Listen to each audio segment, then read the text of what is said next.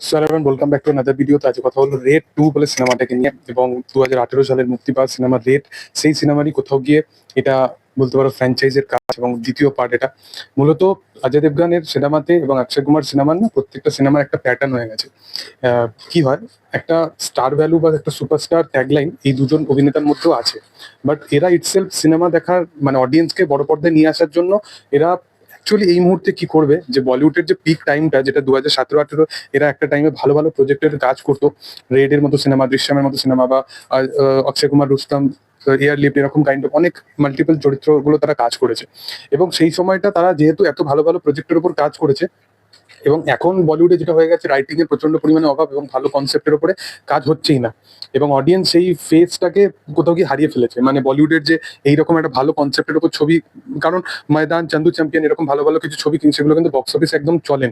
এবার এরা যেগুলো করছে সেগুলো হচ্ছে যে এরা কাইন্ড অফ ওই রকম কাইন্ড অফ কনসেপ্টের উপরে একটা পার্টিকুলার সিনেমা নিয়ে আসতে চাইছে, যেখানে একটা ফ্র্যাঞ্চাইজ ভ্যালু অ্যাড অন থাকে, তবেই সিনেমার প্রতি একটা অডিয়েন্সের যে অ্যাটেনশনটা সেটা কোথাও গিয়ে সিক করা যাবে।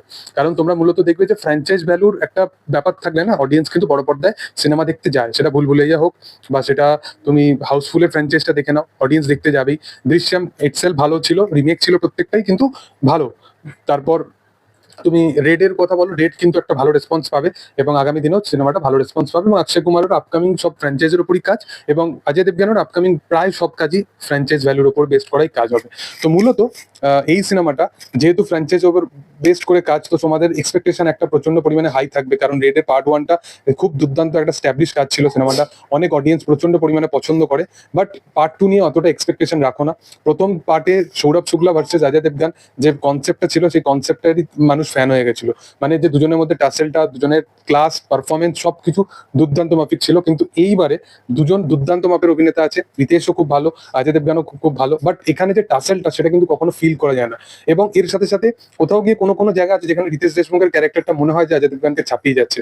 অজয় দেবগান ইটসেলফ ভালো পারফর্মার, বাট অজয় দেবগানকে আমরা সেই রকমই সেম জিনিস রিপিট করতে যখন দেখছি, এবং ক্যারেক্টারটার মধ্যে ওই ফ্র্যাঞ্চাইজ ভ্যালু অ্যাড করে যে জিনিসগুলোকে রিপিটেটিভলি ভাবে সিমিলারলি সেম হয়ে যাচ্ছে, এবং যারা পার্ট 1 এর ফ্যান তাদের কিন্তু বেশ কিছু বেশি ইমপ্রেসিভ জিনিস লাগবে না পার্ট 2টা, এটা বলে রাখি। এবং মূলত তোমরা জানো যে পার্ট 1-এ ইলিয়ানা, সে পার্ট 1-এ একজন ওয়াইফ হিসেবে ছিল, এবং পার্ট 2-তে বানি কাপুর। মানে বলিউড বলে এই জিনিসগুলো সম্ভব, এই যে পারফেকশন জিনিসগুলো ছোট ছোট জিনিসের উপর তারা খেয়াল রাখেই না।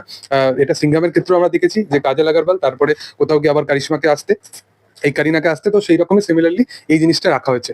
রিতেশ এখানে ভালো পারফরমেন্স দিয়েছে, অজয় দেবগান ইটসেলফ ভালো পারফরমেন্স দিয়েছে, সৌরভ শুক্লা যতটুকু স্ক্রিন টাইম পেয়েছে তারা মোটামুটি ঠিকঠাক, মানে একটা চার্মিং পার্সোনালিটি যেহেতু, তো ভালো পারফরমেন্স ডেলিভার করেছে। বাট সিনেমাতে অত ইম্প্যাক্টফুল ডায়লগ নেই, যেটা রেড দুর্দান্ত ছিল, বা সিনেমার কোনো একটা পিক টাইম নেই যেটার সাথে তুমি বিশালভাবে অ্যাটাচ হয়ে যাবে। মানে রেডের যে কনসেপ্টটা ছিল, সেখানে সিনেমার এক একটা কনসেপ্টের ওপর পিক পিক টাইম ছিল, যেগুলোর ওপর অডিয়েন্স প্রচন্ড পরিমাণে মানে হাততালি মারো, একদম সিটি মারো ব্যাপার হয়ে যায়।